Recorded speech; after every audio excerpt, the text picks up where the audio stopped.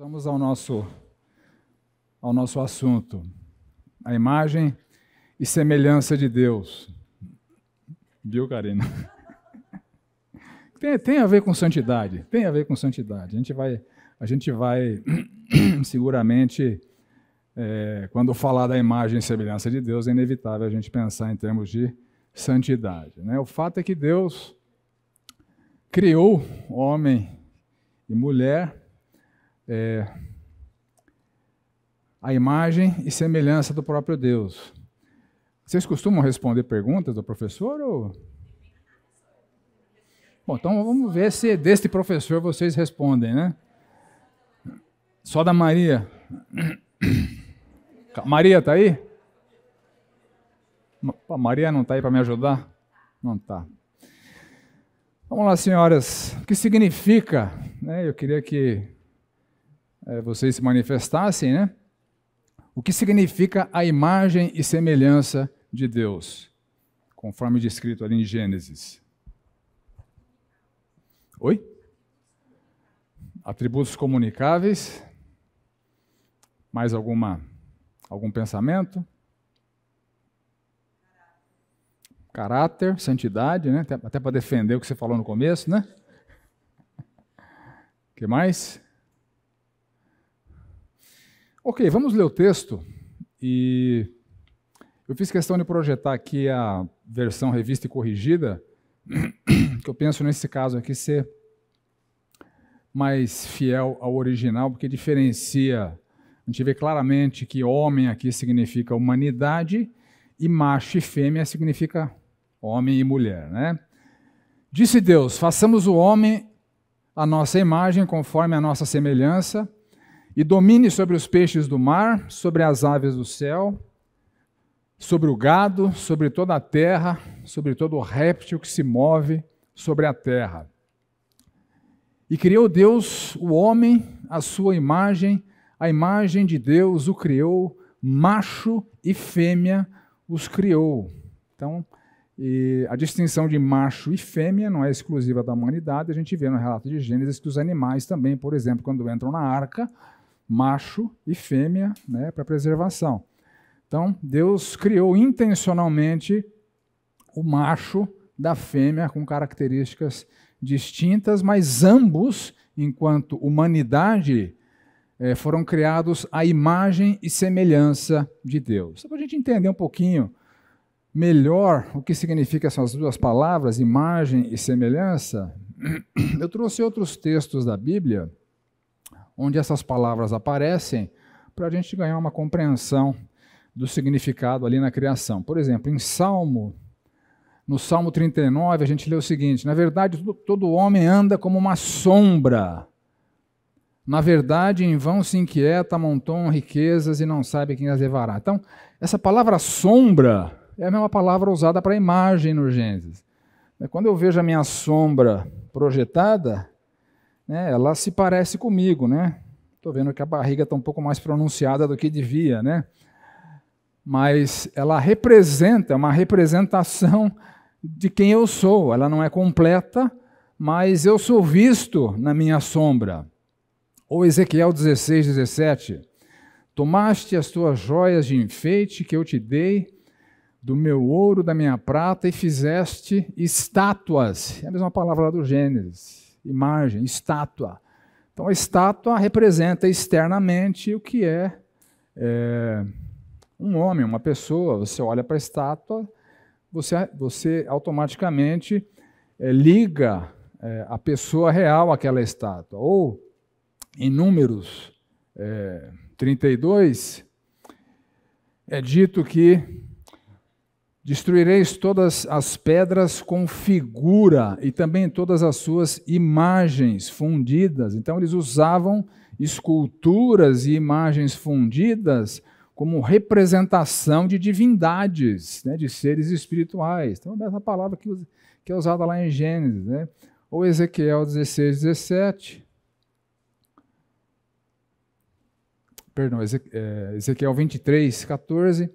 Aumentou as suas impudicícias porque viu homens pintados na parede. Então, aquelas pinturas na parede era uma representação de homem. Então, fomos criados à imagem de Deus, ou seja, olhando para o ser humano, Deus é lembrado, características de Deus estão presentes ali.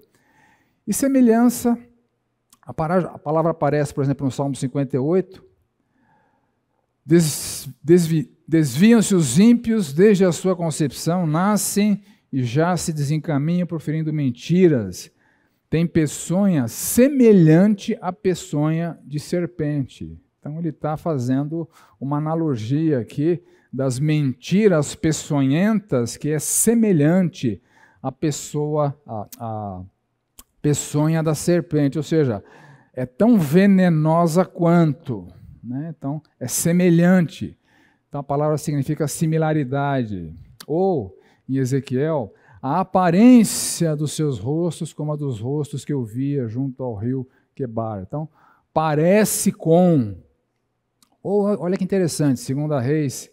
Então o rei Acaz foi a Damasco encontrar-se com Tiglat-Pileser, rei da Síria, e vendo ali um altar, enviou dele ao sacerdote Urias a planta e o modelo. Então, a palavra aqui descrita, traduzida como planta, é a palavra semelhança.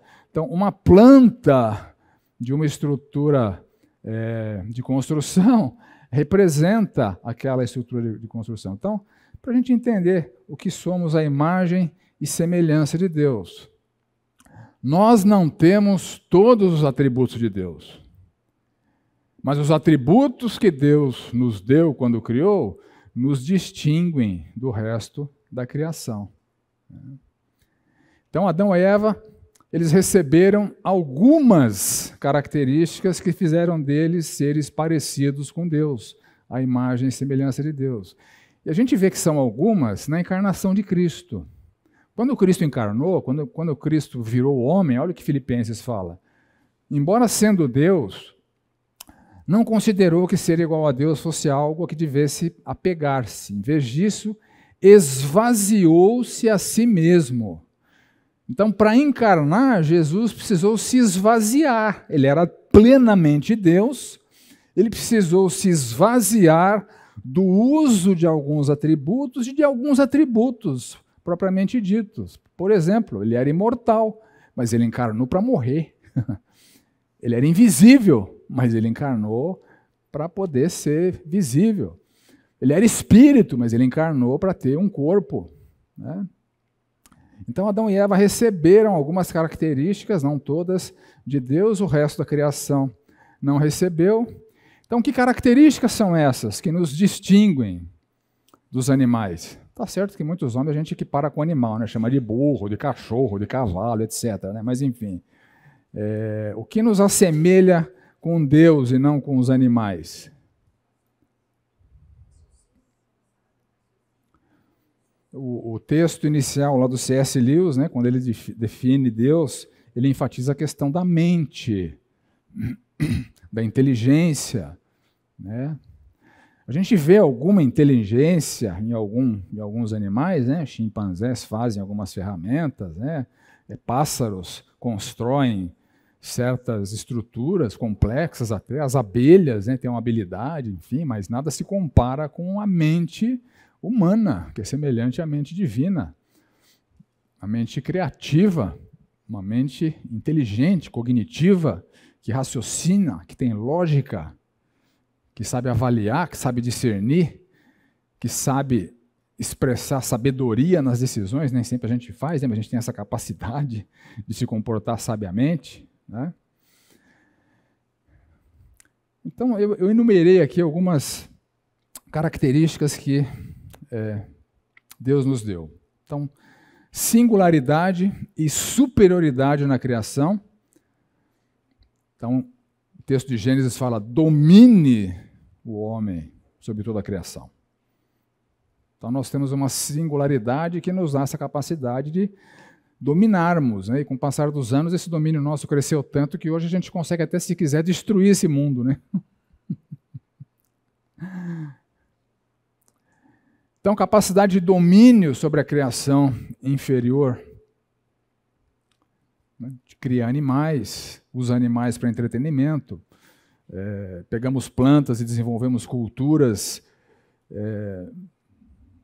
de uma planta só soja, só milho, só cana, enfim, a gente domina essas técnicas de plantio. E a inteligência, cognição, criatividade, capacidade de raciocínio, capacidade de comunicação, todas elas presentes ali na criação. Por exemplo, em Gênesis 2,19, havendo, pois, o Senhor Deus formado a terra, todos os animais do campo, todas as aves do céu, trouxe ao homem para ver como este lhes chamaria. Então, Adão teve a capacidade de nomear, dar nomes. Imagina o tamanho da diversidade da nossa, do reino animal, né? E Adão teve essa capacidade de olhar para cada um daqueles animais e nomeá-los.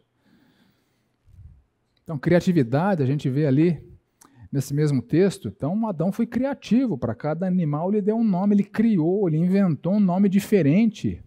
A capacidade de sermos criativos. Em Gênesis 2:23, disse o homem, esta é a final, depois que a Eva foi criada, ou formada, né, a partir da sua costela, essa é a final, osso dos meus ossos e carne da minha carne, chamar-se-á varoa, porquanto do varão foi formada. Então, quando ele viu a Eva, ele entendeu que ela era osso dos seus ossos, carne da sua carne. Assim como ele era semelhante a Deus, Eva era semelhante a ele. Ele deduziu isso, e capacidade de comunicação que está presente nos diálogos entre Deus e o homem ali em Gênesis. Isso foi, tudo isso foi preservado mesmo depois da queda. Outra coisa que nos distingue do resto da criação é a questão da moralidade, da capacidade de discernir moralmente o que é certo e o que é errado. Para Adão e Eva, Deus deu uma ordem. Está aqui o jardim, tem um monte de árvore. Tem uma que vocês não podem comer. Vocês entenderam? Entendemos.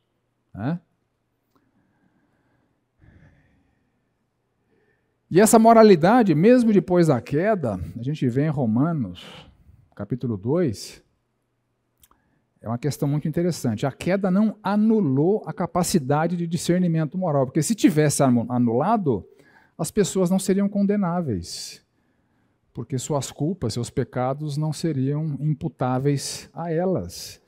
E o texto de Romanos diz que mesmo que as pessoas que não conhecem a lei documentada de Deus, elas são igualmente indesculpáveis quando pecam em relação às pessoas que conhecem, porque a moralidade de Deus está gravada no seu coração.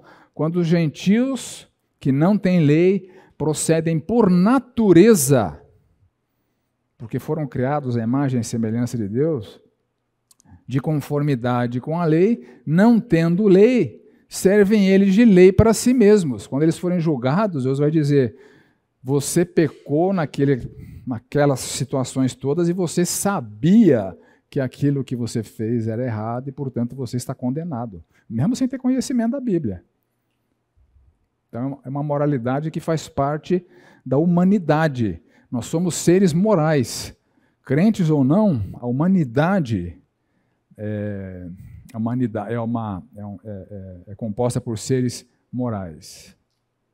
E Deus nos criou com a necessidade relacional. A solidão é imprópria, inadequada. Deus fala na criação, não é bom que o homem esteja só. Assim como Deus, são três pessoas, o Pai, o Filho e o Espírito. Não há solidão na Trindade, não há solidão no lar.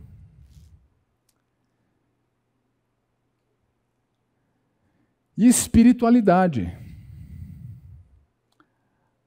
A virtude de nos relacionarmos espiritualmente com o nosso Deus.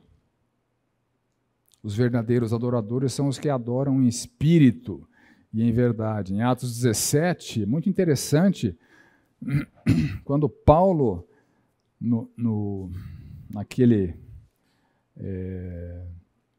naquele ambiente onde havia várias divindades representadas, tinha uma delas representada como o Deus desconhecido. E Paulo usa aquele gancho para construir uma ponte com aquele povo lá de Atenas, e ele fala o seguinte: esse Deus desconhecido, que fez o mundo e tudo que nele existe, sendo ele Senhor do céu e da terra, não habita em santuários feitos por mãos humanas, nem é servido por mãos humanas como se de alguma coisa precisasse, pois ele mesmo é quem a todos dá vida, respiração e tudo mais. De um só fez toda a raça humana para habitar sobre a face da terra, havendo fixado os tempos previamente estabelecidos e os limites da sua habitação, para buscarem a Deus. Então o ser humano tem essa capacidade de buscar a Deus. Se porventura tateando, possam achar, bem que não está longe de cada um de nós. Então Paulo está dizendo para aquela sua audiência em Atenas: Deus está perto de vocês e vocês podem se relacionar com Ele se vocês quiserem. Então isso é espiritualidade. E também capacidade produtiva, né? Trabalho, ao contrário do que muitos afirmam, não é castigo. Trabalho, o homem foi criado para trabalhar. Tomou o Senhor Deus o homem e o pôs no jardim do Éden para o lavrar e guardar.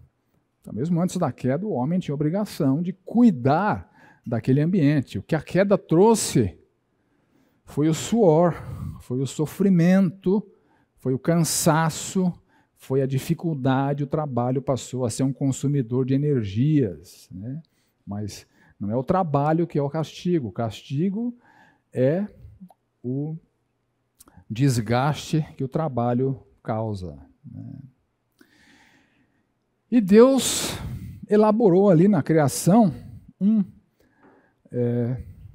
uma estrutura funcional chamada lar, onde há papéis distintos e harmônicos, sem distinção de valor ou honra. Em Gênesis 2,18, o Senhor disse: não é bom que o homem esteja sozinho, farei alguém que o ajude e o complete. O lar precisa de um homem e de uma mulher. Esse é um lar completo. O homem sozinho não dá conta, ele precisa da mulher. Então, Deus concebeu essa estrutura para a humanidade, formada por duas pessoas com papéis distintos, que não são diferentes em valor ou honra, mas a mulher é auxiliadora e o homem é líder. E Deus criou assim, e isso era bom, né? E, ao contrário do que muitas de vocês podem pensar, não há demérito nenhum em ser auxiliadora. Até porque Deus usa essa própria palavra para se descrever. Então, quando vocês são auxiliadoras dos seus maridos, vocês estão agindo à imagem e semelhança do próprio Deus. Olha só alguns salmos. Nossa alma espera no Senhor, nosso auxílio. Mesma palavra usada para Eva lá. Deus nos auxilia, como Eva devia auxiliar Adão, e vocês devem auxiliar seus maridos. Israel confia no Senhor, Ele é o seu amparo. Mesma palavra usada lá para Eva. Assim como Deus é o nosso amparo, mulheres, vocês devem amparar os seus maridos, senão eles caem. Ou Salmo 121, o meu socorro vem do Senhor, a mesma palavra usada para Eva, aquela que socorre o seu marido, porque ele vai precisar de ajuda. Então não há demérito em ser auxiliadora, é um papel distinto do papel de liderança do homem. Essa concepção de que quem auxilia é inferior a quem é auxiliado, isso é mundano, gente, isso não é bíblico. Isso é mundano. Você não pode, eu não posso entender a Bíblia por parâmetros satânicos e mundanos. Não há nada de depreciativo em ser auxiliadora, tanto é que Deus é nosso auxiliador. Tá? A gente vai falar mais sobre isso oportunamente. Então Deus criou essa estrutura funcional chamada lar, é um projeto divino, e tudo que Deus faz é bom, onde há papéis distintos, e antes da queda havia harmonia plena, como há na Trindade. Papéis distintos e harmonia plena. Então a liderança masculina e o auxílio feminino devem ser sinérgicos e coesos, semelhante ao Pai, ao Filho e ao Espírito. E a gente vê uma hierarquia funcional entre eles quando eles tratam com a humanidade. E não tem demérito para o Filho e para o Espírito. Olha só. Quero, entretanto, que saibais ser Cristo o cabeça de todo homem, e o homem o cabeça da mulher, e Deus o cabeça de Cristo. Não há maior honra em ser cabeça, e não há menor honra ou valor em ter alguém como seu líder. João 6 retrata as palavras do Senhor Jesus. Eu desci do céu não para fazer a minha própria vontade, mas a vontade daquele que me enviou. Cristo se submeteu a Deus. Deus mandou, ele fez. Não tem demérito nenhum nisso. E, João 15, quando, porém, vier o Consolador, que eu vos enviarei. Então, Deus enviou o Filho enviou o Espírito. Então, há uma cadeia de autoridade aqui, presente na Trindade, no trato com a humanidade, sem que cada um deles tenha valores menores ou honra menor. O lar tem que ser a mesma coisa. Papéis distintos para que funcione. Não há estrutura que funcione com liderança dividida. E não há maior honra no papel de liderança. Isso é um paradigma mundano. Isso acontece nas empresas, nas organizações humanas. O líder ganha mais, tem mais benefícios, é paparicado. Gente, o paradigma bíblico é outro. Então vamos nos ater ao paradigma bíblico e não nos incomodarmos com projetos de Deus que são perfeitos por causa de influências satânicas e mundanas. Então, há essa unidade nas individualidades, embora haja nitidamente uma cadeia hierárquica.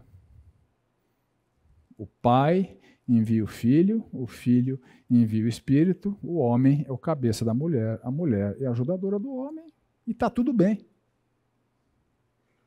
Ninguém tem mais honra, ninguém tem mais valor.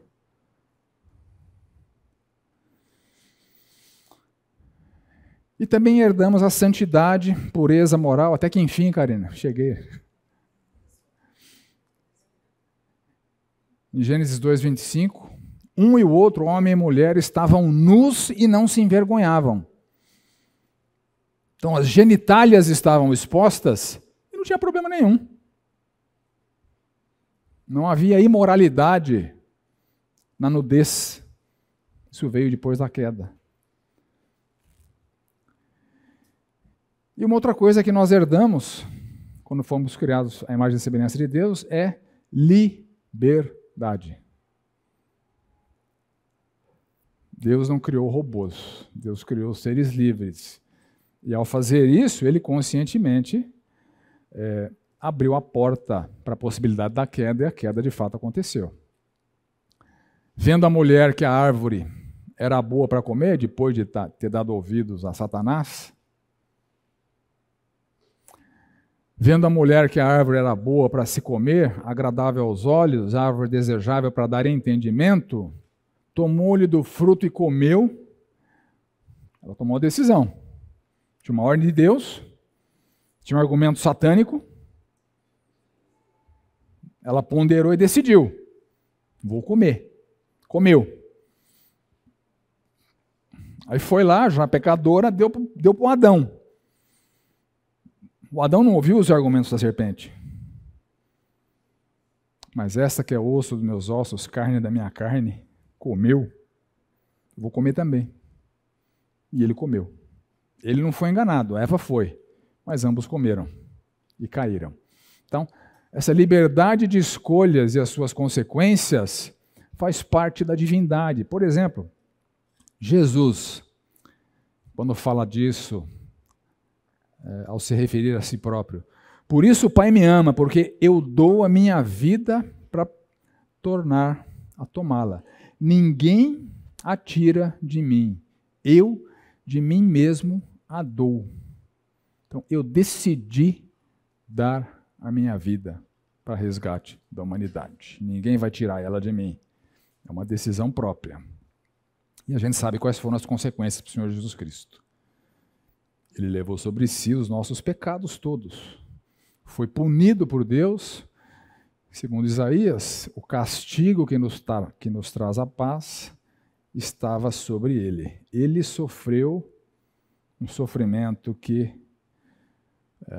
a gente não consegue entender a magnitude do que ele sofreu por causa de cada um de nós, e o fez voluntariamente. Ele decidiu.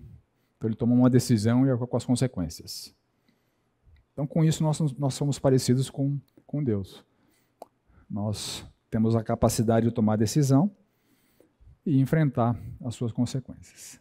Bom, Adão e Eva comeram do que era proibido, caíram, pecaram, houve a queda. O que aconteceu então com a imagem e semelhança de Deus presentes em Adão e Eva depois da queda?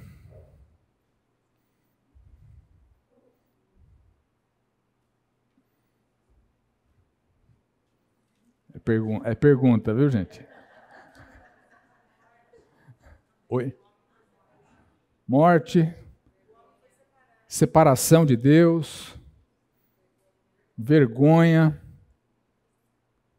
É isso mesmo. A gente vê no relato de Gênesis várias indicações dos efeitos da queda. Eu vou deixar os textos, para vocês. Não é o meu não, né? Não.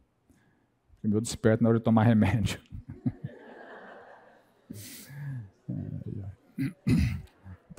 Tá cada vez mais caro me manter vivo, viu, gente?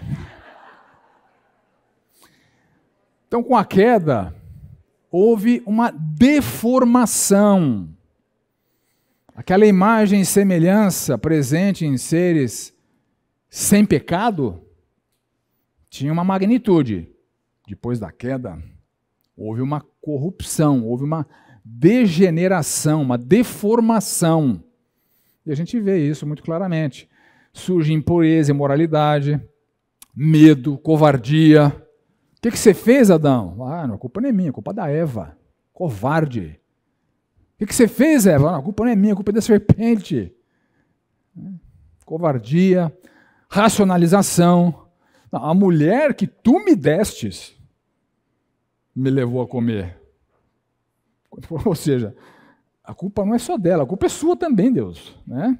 Então, esse processamento mental para justificar pecados, a gente faz isso constantemente. A terra se torna um ambiente de batalha espiritual. Gênesis 3,15, também conhecido como proto-evangelho, né? Porém, inimizade entre ti e a mulher, entre a tua descendência e o seu descendente, este te ferirá a cabeça e tu lhe ferirás o calcanhar. Uma referência à crucificação, né? E uma referência à derrota de Satanás. Então, o evangelho já foi definido aqui e a terra tornou esse ambiente de batalha espiritual. E há uma infinidade de textos que demonstram que o Deus desse século é outro. Né? Quem segue o entendimento dos incrédulos, para que não vejam a gloriosa luz do Evangelho de Cristo, é Satanás. Então ele está com uma influência satânica nesse mundo. E essa influência satânica distorce, muitas vezes, a nossa compreensão bíblica. E eu vou querer rebater um pouco disso ao longo da minha explanação aqui. O sofrimento veio com a queda, a mulher vai sofrer para ter filho, o homem vai sofrer para trabalhar. Né? A terra foi amaldiçoada, por isso que o trabalho foi dificultado, junto com as ervas nascem as ervas daninhas. trabalho se torna cansativo e a morte passa a fazer parte da nossa existência. Ambos foram banidos do Éden para que não comessem da árvore da vida e perpetuassem o seu estado de pecadores. Então a morte é necessária para que nós sejamos definitivamente restaurados, conforme a criação original, com um corpo glorificado. Então, entre o já e o ainda não, que é o grande tema desse curso, o Senhor Jesus nos livra da condenação do pecado, o Senhor Jesus nos livra da escravidão ao pecado, mas o Senhor ainda não nos livrou da presença do pecado, porque esse corpo geneticamente herda a inclinação pecaminosa de Adão e Eva, mas isso vai ser resolvido com corpos glorificados. Então a morte é necessária para que o estado perfeito da criação original seja restaurado em cada um de nós. E com a queda também aconteceu essa, que eu chamo aqui de corrupção da estrutura funcional do lar, que deixa de ser harmônica. A mulher assumiu a liderança na queda. Você percebe isso? Ela foi lá, ela deu ouvidos à serpente, ela pegou o fruto proibido, ela comeu, ela levou para o Adão e o Adão se submeteu. Então o pecado original foi uma corrupção da estrutura funcional do lar. E quando Gênesis fala que o teu desejo será para o teu marido, há uma infinidade de interpretações a respeito disso, mas eu prefiro essa, que reflete uma realidade muito presente no mundo. A mulher vai desejar usurpar a autoridade do marido, que é mantida por Deus. Por isso que os lares são tão conflituosos. Isso é fruto do pecado, é fruto da queda, é fruto da distorção dos papéis que foram tão magnificamente criados por Deus. A inocência substituída pelo conhecimento do bem e do mal. Assim como Deus, o homem passa a ser conhecedor do bem e do mal, só que Deus conhece o bem e o mal sem ser mal, com U, E o homem passa a conhecer o bem e o mal, tornando-se mal. Não há justo nenhum sequer. A maldade, a malignidade, torna-se intrínseca à raça. Então o pecado é inevitável. E a expulsão do Éden, para não perpetuar o estado de vida eterna na condição de pecadores. Bom, e na salvação? Então, se a queda corrompeu, distorceu a imagem e semelhança de Deus em Adão e Eva e, por consequência, em toda a raça humana, na salvação, o que acontece com a imagem e semelhança de Deus depois da salvação?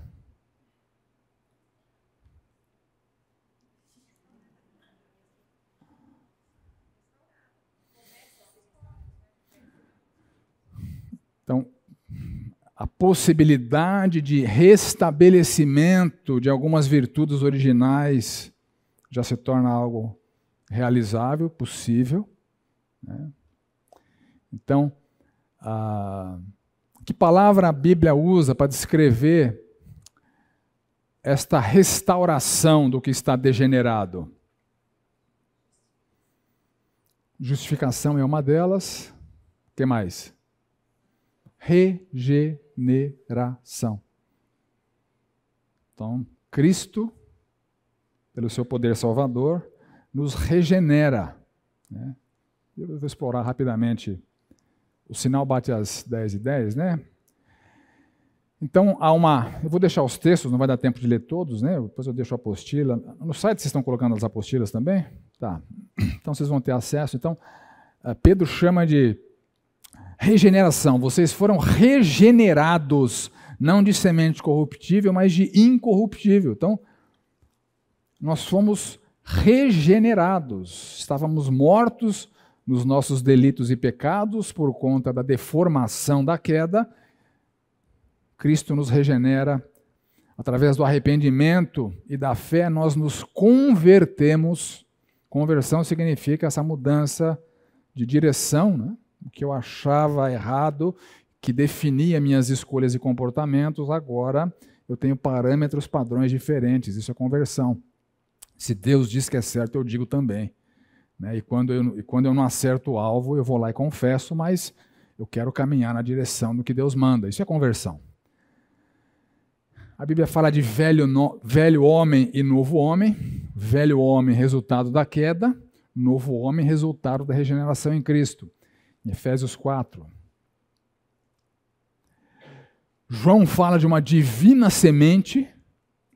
Todo aquele que é nascido de Deus não vive na prática do pecado, porque nós somos libertos da escravidão ao pecado, pois o que nele permanece é a divina semente. Então Deus, de novo, nos resgatou, nos regenerou a sua própria imagem e semelhança. A divindade e suas características passam a estar presentes na vida daquele que é regenerado. E nós nos tornamos, olha só que interessante, 2 Pedro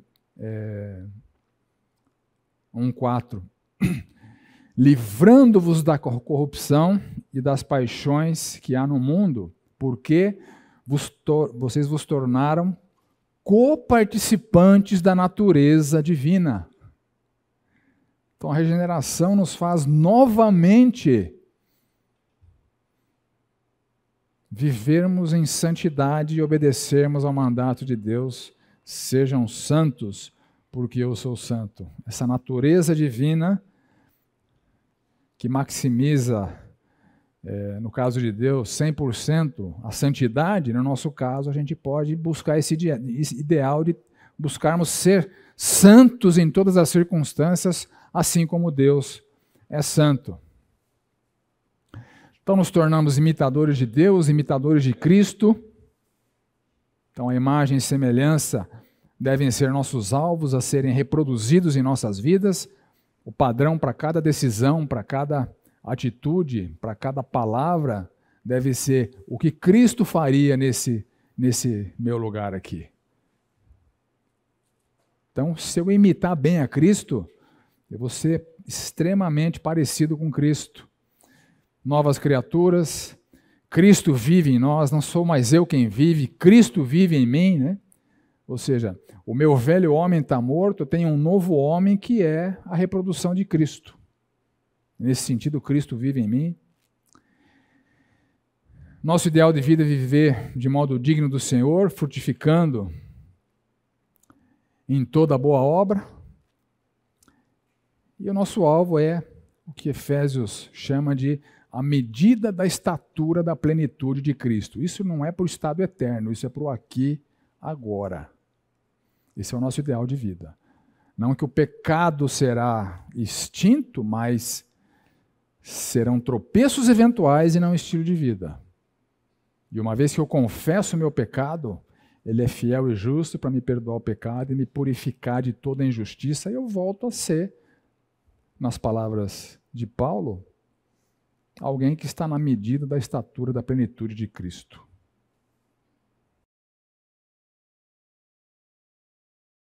Então vamos retomar com essa pergunta.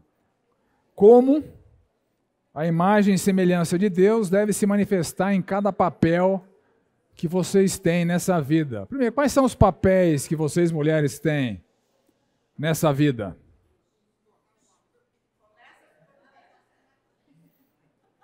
Esposa, suportando, né, sendo a auxiliadora, o suporte, né, do marido, né, em alguns casos aguentando o marido, né? Entendi. Então, quais são os seus papéis, além de esposa? O que mais vocês são? Mães, né? Filhas, né? Eventualmente vocês trabalham, estão servindo a Deus nos seus trabalhos. Vocês, né, administram junto com seus maridos os seus lares, né? Vocês se relacionam com pessoas que não são cristãs e são testemunhas de Cristo, né? Na igreja vocês devem ter ministério. Então, vocês têm um papel de servas de Cristo em tempo integral. Vocês são servas de Cristo em tempo integral em todos os papéis que vocês têm nas suas vidas. Então, eu vou deixar os textos aqui, né, para vocês explorarem. E agora eu queria tratar de algumas implicações práticas em temas sensíveis. Eu posso nunca mais ser convidada para falar para as mulheres, mas mesmo assim eu quero tratar desses assuntos, porque eles são sensíveis e eles assombram muitas mulheres, tá? Então, primeiro, fantasma da submissão aos maridos, o fantasma da liderança eclesiástica masculina e o fantasma do silêncio das mulheres na igreja. Você já não leu 1 Coríntios e 1 Timóteo? Que as mulheres devem aprender em silêncio, com toda a submissão? Calma, calma, não me apedrejem ainda. Tá? Depois vocês podem refletir no que eu falar e fazer as suas próprias considerações. Mas são temas sensíveis. São temas que trazem dificuldade para muitas mulheres. Eu queria abordá-los pela ótica bíblica, tentando varrer dessas considerações paradigmas e conceitos enganosos que são mundanos. Essa é a minha pretensão aqui, tá bom? Vou fazer uma brincadeira com vocês aqui. Tenham cuidado para que ninguém os escravize a filosofias vãs e enganosas que se fundamentam nas tradições humanas e nos princípios elementares deste mundo e não em Cristo. Essa bailarina está girando, né? Todo mundo está vendo a bailarina girar, certo? Quem está vendo essa bailarina girar no sentido horário? Levanta a mão. E quem está vendo essa bailarina girar no sentido anti-horário? Não muda. Ela não muda. É sempre a mesma imagem. E tem gente que vê nos dois. Então, olha só. Nós temos, vamos lá, gente. Nós temos dois movimentos opostos aqui. Um deles eu estou chamando do movimento segundo o mundo. E o outro eu estou chamando do movimento segundo Cristo. Você percebe que sem a devida referência, você fica à mercê do que seu olho enxerga naquele momento. Deixa eu dar a referência do mundo para vocês. Para que lado que a bailarina do meio tá virando? É para o mesmo lado que a outra, não é? Então, o mundo estabelece seus padrões e as pessoas se comportam de acordo com os padrões do mundo, e muitos crentes e muitas mulheres crentes acabam se comportando, pensando segundo os paradigmas, convicções, ensinamentos do mundo. Agora eu vou passar para vocês a referência de Cristo.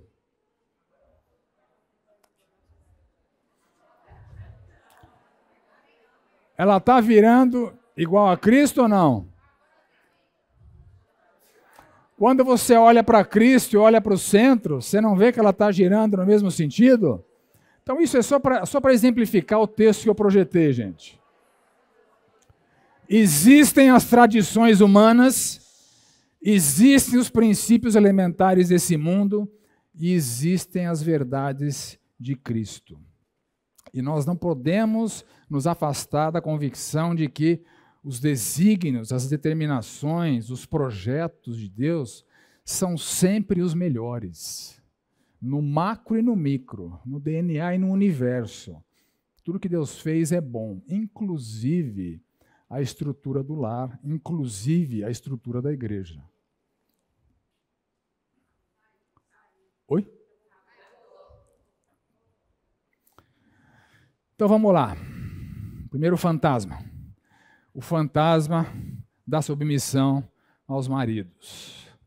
Então, a imagem e semelhança de Deus nas mulheres regeneradas. Então, vamos levar isso em consideração. Olha o que o texto bíblico fala. Efésios 5:22. As mulheres sejam submissas ao seu próprio marido como ao Senhor. Então, não é qualquer submissão. A submissão das mulheres aos seus maridos é no mesmo padrão da submissão que vocês têm ao Senhor Jesus Cristo. E Pedro, mulheres, sede vós igualmente submissas ao vosso próprio marido. Igualmente é o quê? Igualmente a submissão anterior. E qual é a submissão anterior? Servos, sede submissos, com todo o temor ao vosso Senhor, não somente se for bom e cordato, mas também ao perverso.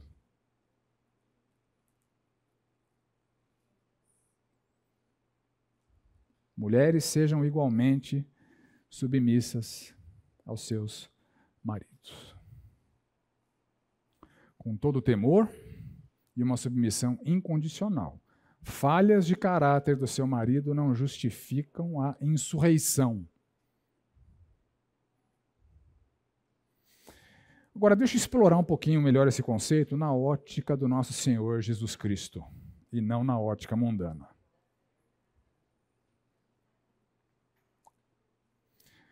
Olhemos para Cristo. Estamos falando da imagem e semelhança de Deus. Olhemos para Cristo. Veja o texto de Mateus 20, de 20 a 28. Bom, vou contar um pouquinho da história aqui, né? Chegou a mulher do Zebedeu e pediu um favor para o Senhor Jesus Cristo. Senhor Jesus, na tua glória, que esses meus 2 filhos se assentem, um à tua direita e um à tua esquerda. Né? Porque a busca pela proeminência sempre foi algo do assunto dos discípulos. Eles queriam ser proeminentes, eles queriam ser superiores uns aos outros. Isso era uma tônica. Ao longo da caminhada deles com o Senhor Jesus Cristo, isso sempre foi uma tônica.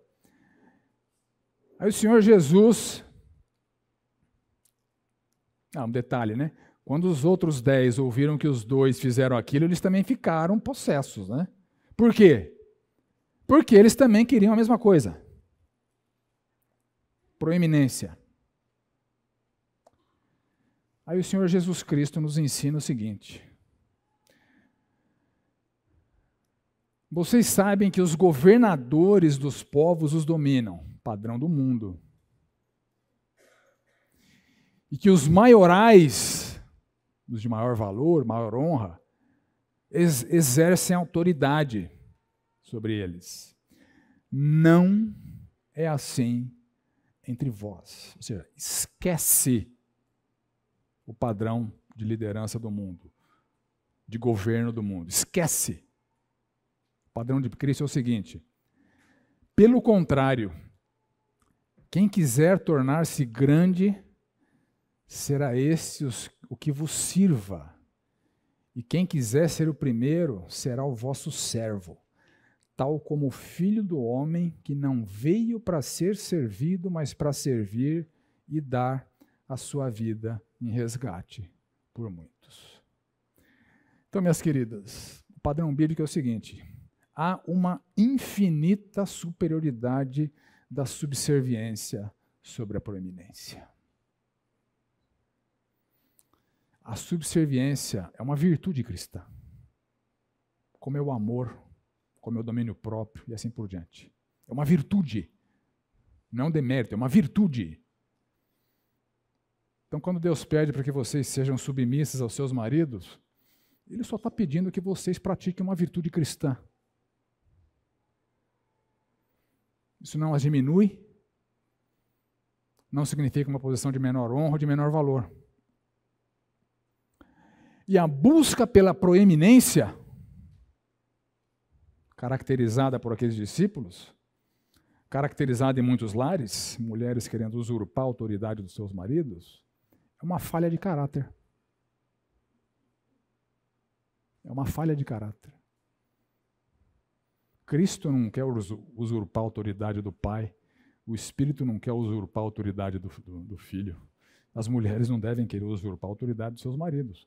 Vocês são auxiliadoras, os maridos são os cabeças, são papéis. Não tem nada a ver com honra e valor, são papéis. E olha que interessante. Vai, meu filho.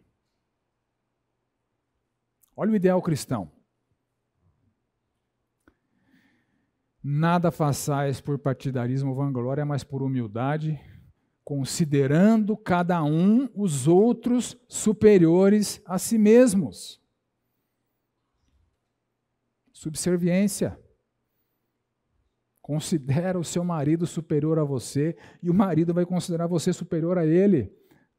Isso faz do lar harmônico. O marido é o líder, a mulher é a auxiliadora. Subserviência mútua para obedecer ao Senhor Jesus Cristo. Isso harmoniza lares.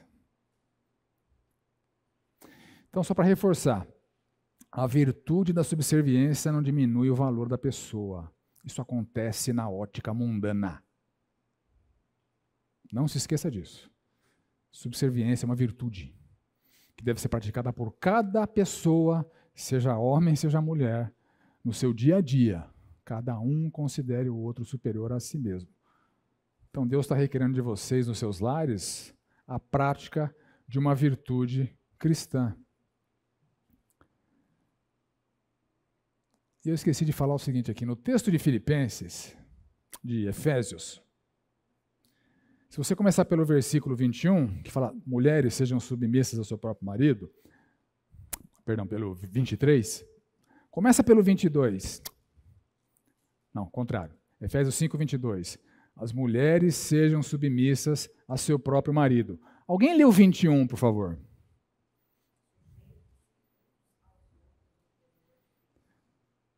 Como é que é? Para quem que Deus está falando isso?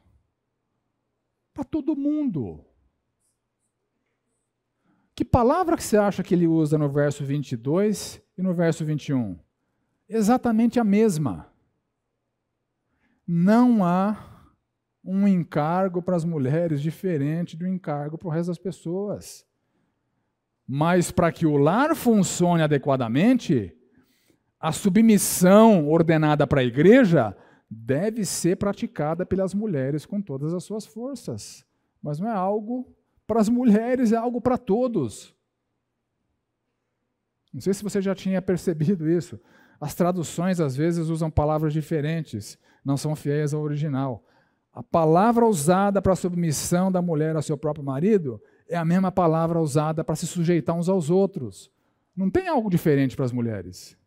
Mas para que o lar funcione, essa virtude tem que ser maximizada por vocês, porque o marido é o cabeça.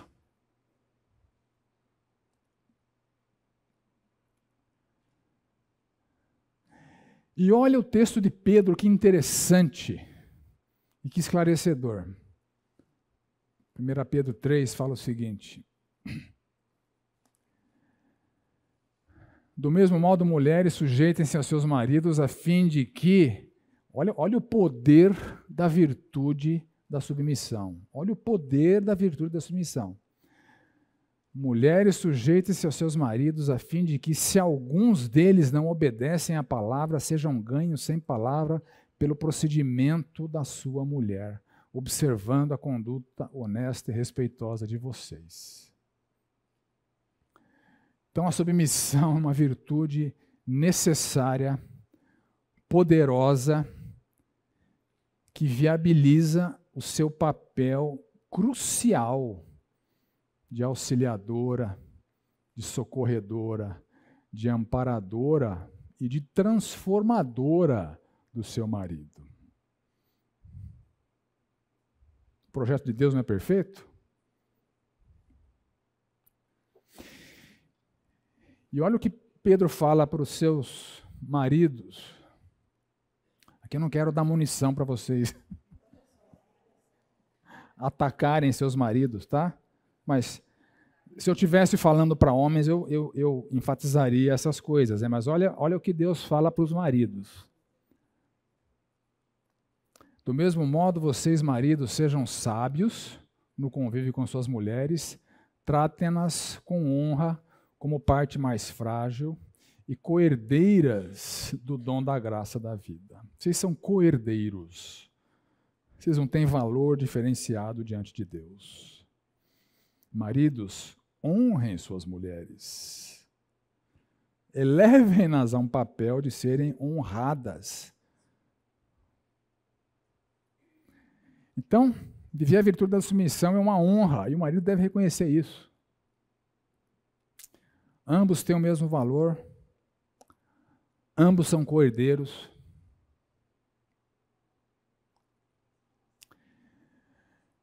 Então, eu já disse isso, né? Submissão aos maridos é igual à submissão da igreja. É uma diferenciação funcional num projeto de lar concebido por Deus. Todos os desígnios de Deus são os melhores desígnios. Liderança masculina não é sinônimo de maior honra, isso é uma falácia mundana. Das mulheres, Deus demanda sujeição, como a igreja a Cristo. Essa é a analogia. E dos maridos, Deus demanda abdicar da própria vida pela esposa, como Cristo fez com a igreja. É ou não é um projeto perfeito? Irretocável. Mesmo entre seres pecadores. Esse é o projeto de Deus.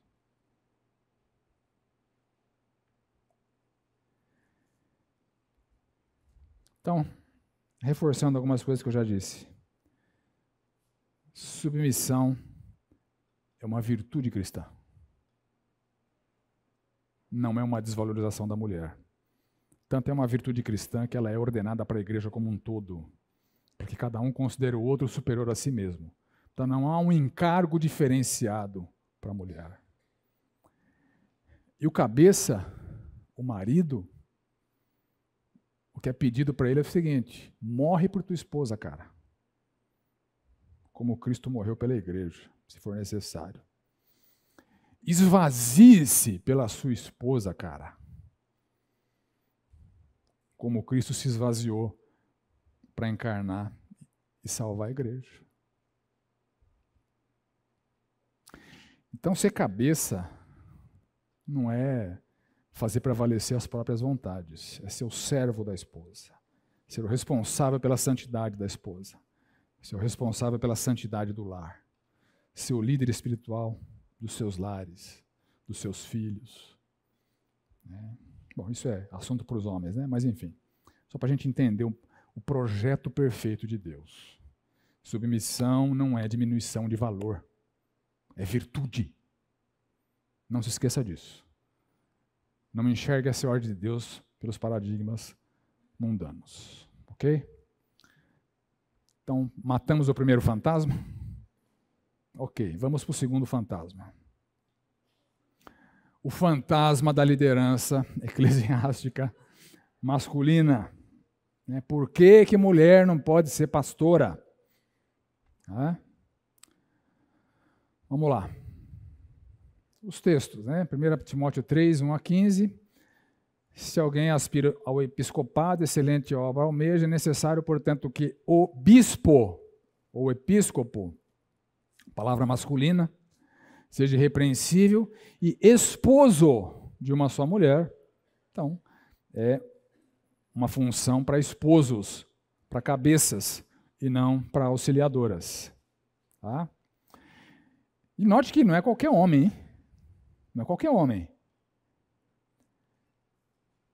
Que governe bem a própria casa, criando os filhos sob disciplina com todo respeito, pois se alguém não sabe governar a própria casa, como cuidará da igreja de Deus?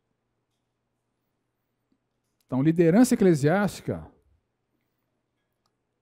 não é só proibida para mulheres, é proibida para homens, que não são os cabeças que deveriam ser dos seus lares. O que Deus quer liderando a igreja são homens que lideram bem os seus lares. Assim como há funções distintas no lar, há funções distintas na igreja. De novo, liderança masculina não é sinônimo de maior honra. Isso é paradigma mundano, satânico. É função. É função. É reproduzir na igreja o protótipo que há no lar. Cabeça, o bom cabeça do lar deve ser cabeça da igreja. Nada mais do que isso. E as mulheres, é esperado que tenham outros ministérios, tão importantes quanto o ministério pastoral. Mas Deus está reproduzindo na igreja o modelo que Ele criou no lar. Então, só textos que falam que, de fato, é um padrão universal, né? Liderança eclesiástica é um princípio universal. Liderança eclesiástica masculina é um princípio universal. Então, reforçando, liderança não significa maior honra ou maior importância. O líder da igreja é o líder servo. Quando Pedro escreve para os presbíteros, ele fala o seguinte: pastoreai o rebanho de Deus que há entre vós, não por constrangimento, mas espontaneamente, de boa vontade, não como dominadores, como servos, como Cristo, que não veio para ser servido, mas para servir da sua vida em resgate por muitos. É uma função masculina, porque é o homem que é o cabeça do lar, é o homem que precisa ser o cabeça da igreja. E homens e mulheres são iguais diante de Deus, isso é muito claro em vários textos, né? Citando Gálatas, só o verso 28, então não pode haver nem judeu nem grego, nem escravo nem liberto, nem homem nem mulher, porque todos vós são um em Cristo. Não tem diferença de honra, não tem diferença de valor, gente. É função, é papel. Tão importante como os papéis que vocês devem desempenhar na igreja do Senhor Jesus Cristo. O pastor, em essência, ele é um mestre, ele é um treinador, para que a igreja desempenhe o seu ministério. Então, vocês fazem parte, junto com os outros homens que não são pastores, da força de trabalho que existe para edificar a igreja do nosso Senhor Jesus Cristo. Então, você não precisa ser pastora para ser feliz. Esse é um cargo para homem. Deus definiu assim. Não é maior honra, não é maior valor. É uma função para reproduzir o projeto de lar na igreja. Quem é o cabeça, quem é bom liderando o lar, este pode liderar a igreja. Quem não é bom, não pode.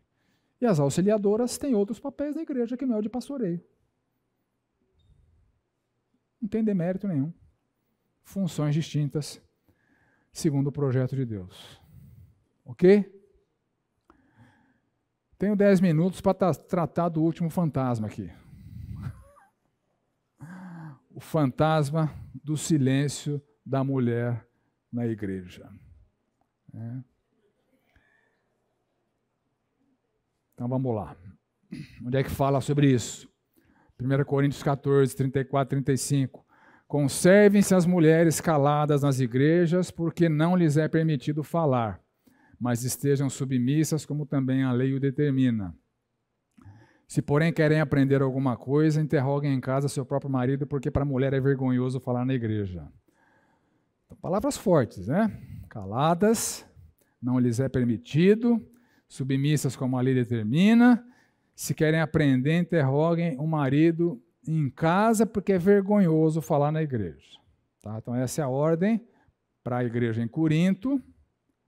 E também nós temos aqui o texto que Paulo fala para Timóteo. A mulher deve aprender em silêncio, com toda sujeição, não permitindo que a mulher ensine, nem que tenha autoridade sobre o homem. Esteja, porém, em silêncio. Então, aprendam em silêncio, com toda submissão, não permito que ensinem e não permito que dominem homens, estejam em silêncio. Então, essa é a leitura dos textos bíblicos. A questão que eu quero tratar com vocês agora é a seguinte: ao impor o silêncio da mulher na igreja, Paulo está tratando de problemas paroquiais ou está estabelecendo um princípio universal como o princípio da liderança eclesiástica masculina? Tá? Alguns autores, John MacArthur, estou brincando com a Lil aqui porque eu sei que ela é fã do John MacArthur, né? Para o John MacArthur, você não poderia fazer o que você faz no culto aqui. Tá? Então, tem muitos autores que mulher não pode ser mestra. Mulher não pode ensinar na igreja. Será que é assim? Vamos ver outros textos bíblicos. 1 Coríntios 11.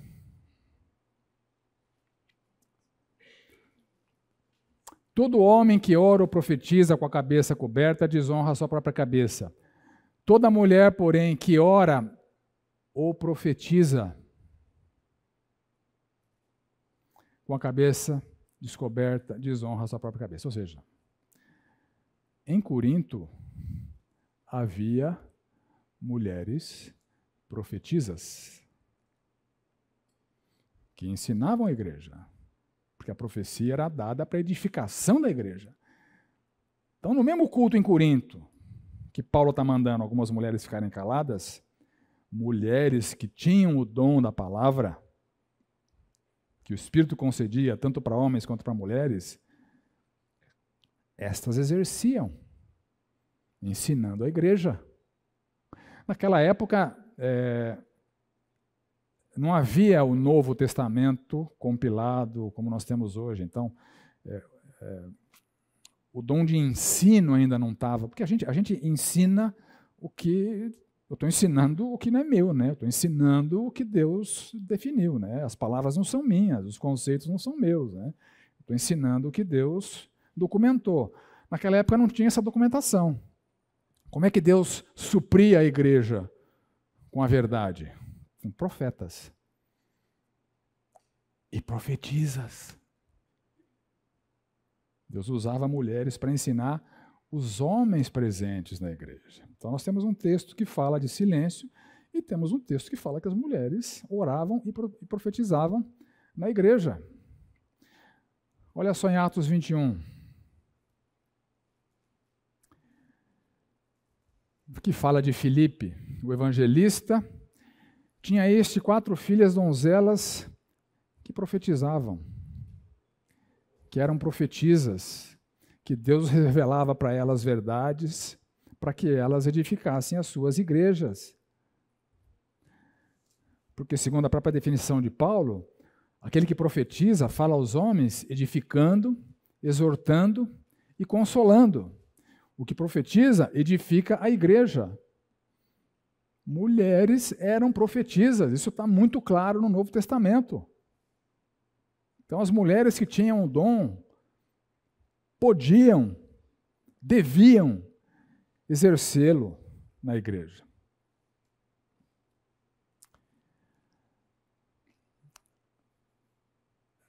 Anda, meu filho.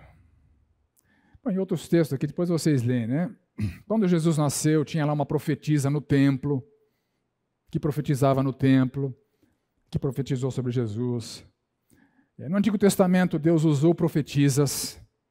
Então, gente, não há uma proibição como padrão universal para que toda e qualquer mulher fique calada na igreja. O que havia... Bom, Joel também, né? Esqueci de citar esse texto aqui. Em Atos 2 é citado o texto de Joel. Acontecerá depois que derramarei o meu espírito sobre toda a carne. Vossos filhos e vossas filhas profetizarão. O dom da palavra também seria dado para mulheres, né? Priscila, no Novo Testamento, né, teve um papel importante, inclusive na edificação, no ensino de Apolo, junto com seu marido Áquila, né? Então, o que acontecia em Corinto? Por que Paulo escreve o que escreveu? Olha só.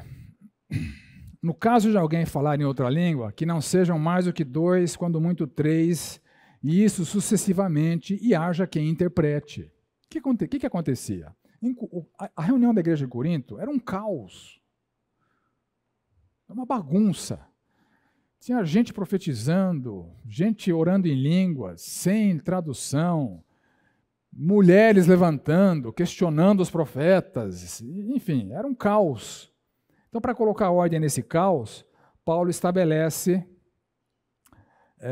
que as profecias deveriam ser mais importantes que o dom de línguas, porque o dom de línguas é para incrédulo, é para evangelização de incrédulo, não faz sentido ele na igreja, sem a devida interpretação ou tradução.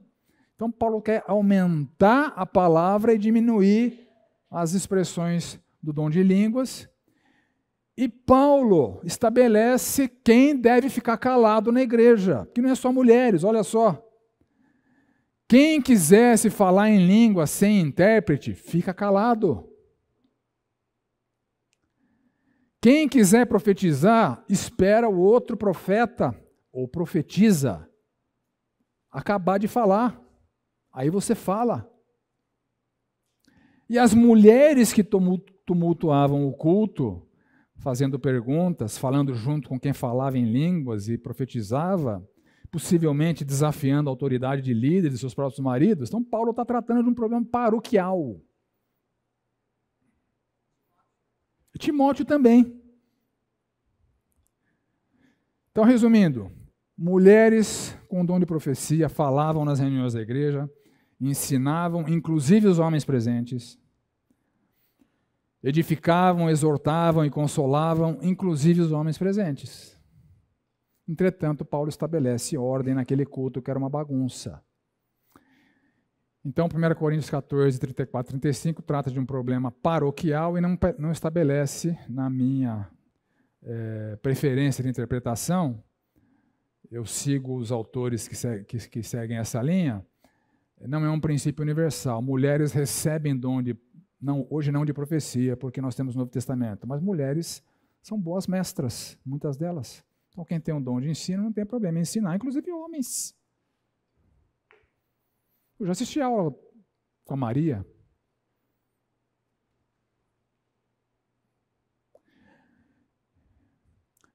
E o que acontecia em Éfeso era a mesma coisa. Quando Paulo fala para Timóteo, está tratando da mesma coisa.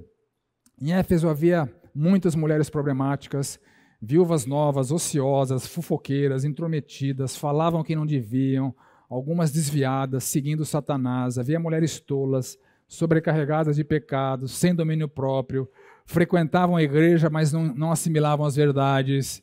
E Paulo fala a mesma coisa, né?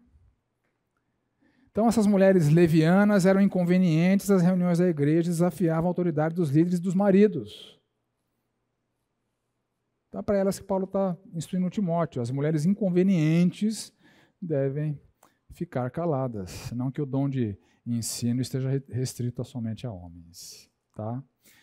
Então, finalizando aqui a minha explanação, a minha preferência de interpretação desses dois textos, 1 Coríntios 14, 34 e 35, 1 Timóteo 2, de 1 a 15, isso é uma coisa pessoal, não falo em nome dos demais pastores da igreja, não sei o que cada um pensa sobre isso, tá? Mas é uma preferência pessoal. Não é a preferência de muitos intérpretes, tá?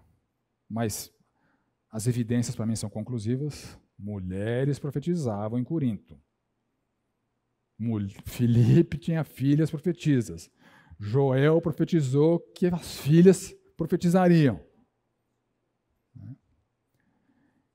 Então, algumas mulheres têm dom de ensino, como em Corinto. As que são qualificadas, porque não é qualquer um que pode ser mestre na igreja, né? Tem uma série de qualificações que a Bíblia traz, deveriam poder ensinar na igreja, como em Corinto, inclusive homens.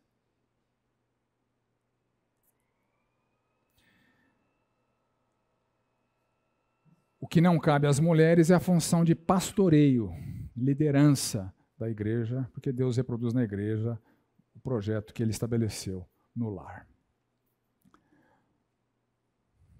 Poxa, se eu tivesse ensaiado,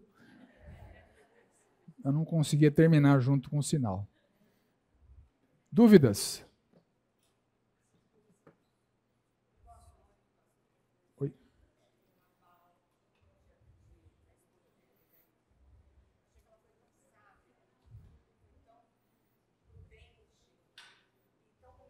Aham.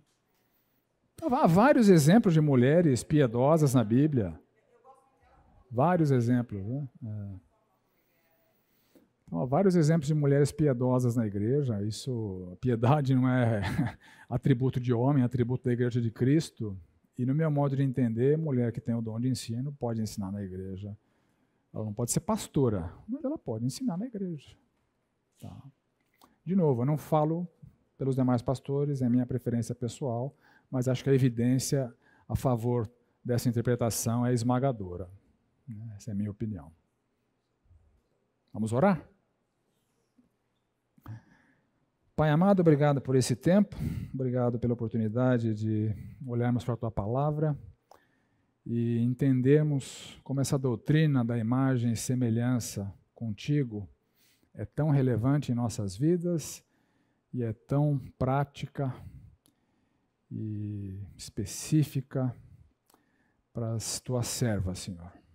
Que Tua palavra possa transformar cada um de nós, em especial as queridas irmãs que estão aqui presentes, que elas olhem para a Tua palavra com a convicção de que aquilo que o Senhor estabeleceu é muito bom, é sempre o melhor, e que entendam que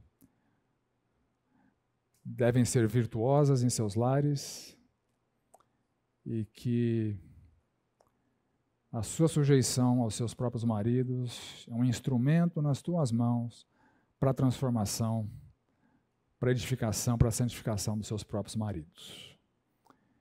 Que o Senhor maximize a paz nos lares aqui representados, que o Senhor capacite a cada um de nós para que, ao sermos imagem e semelhança do Senhor, os nossos lares sejam harmônicos, pacíficos e que caminhemos enquanto família, valorizando o que o Senhor valoriza, abominando o que o Senhor abomina, instruindo nossos filhos de acordo com as nossas convicções, de acordo com as tuas instruções. Oramos assim em nome do Senhor Jesus.